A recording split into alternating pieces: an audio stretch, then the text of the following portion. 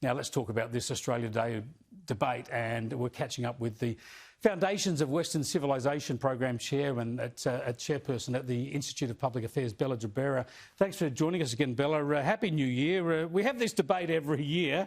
Tell us about the historical accuracy of calling Australia Day Invasion Day. Oh, look, we do have this debate every year, and actually it's getting a little bit more hot-tempered than it used to be. It used to be about changing the date. Now it's about cancelling Australia Day altogether. It's been really interesting to watch the ABC's direct contravention of its own charter, which in Clause 6 says it's obliged to make broadcasting programs that contribute to the sense of national identity, and it's doing the exact opposite. It's actually making programs that lessen the concept of a national identity. You can't have the narrative that Australia was invaded and then talk about national identity. You can't have it both at the same time. It's also very interesting. I'd like to know if the ABC is supportive of the idea of abolishing the idea of native title, because that is based on the idea that Australia was settled and not invaded. So it's a very interesting question that the ABC has got itself into this position. Is it with this narrative that Australia was invaded and not settled? They've backed down for now, but it's extraordinary it gets to this situation. And strangely enough, without the ABC funded by Australian taxpayers under all the systems that have evolved from the settlement of Australia, without them running this debate, it would just run into the sand. I mean, that seems to be the organisation primarily that gives vent to this argument. It does, and it's giving vent to an argument that only a minority of people actually agree with. It also says in its charter that it's meant to produce programs that are balanced and that have a wide appeal. But every time they say this, they're only appealing to a minority of Australians. There's many polls out there that show just how much support Australia Day has on behalf of mainstream Australians, and the ABC refuses to report this. The IPA have done polls for the last 4 years. The latest poll says that 69% of Australians want to keep Australia Day on the 26th of January, 73% are proud of history, and 82% of Australians are proud of being Australian. But the ABC refuses to report this. So the point is, if they want to keep broadcasting the minority opinion, the taxpayer shouldn't be footing the bill for it.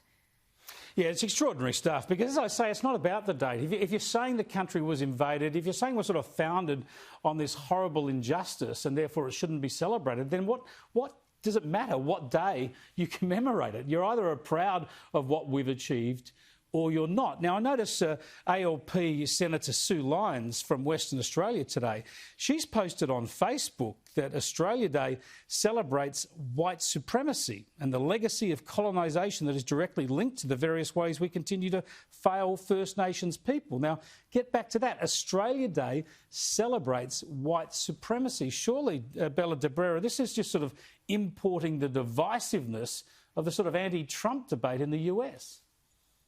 Look, it is. It's a total import, this whole idea of white supremacy. But the point is she's been elected by the majority of the population who don't agree with what she's saying. She's completely out of touch with her electorate.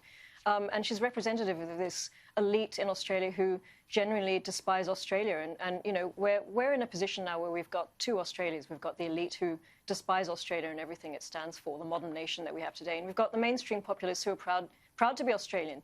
So, I think it's totally inappropriate that she's making comments like this when she's an elected member of Parliament.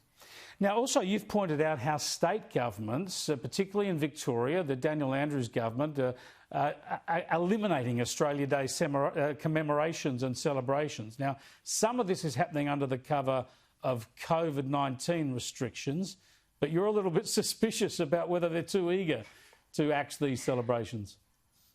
I'm very suspicious. It's completely hypocritical. So Daniel Andrews, many weeks ago, said that he's cancelling the Australia Day parade indefinitely, but still allowed the cricket to take place, is still allowing the Lunar New Year celebrations to take place, still allowing the Black Lives Matter protests a few months ago, and is allowing the Invasion Day protests to take place tomorrow as well. So I think it's very questionable. I think he's using the coronavirus as a cover because he's one of the elite who genuinely don't like Australia, and he doesn't want the celebration of Australia.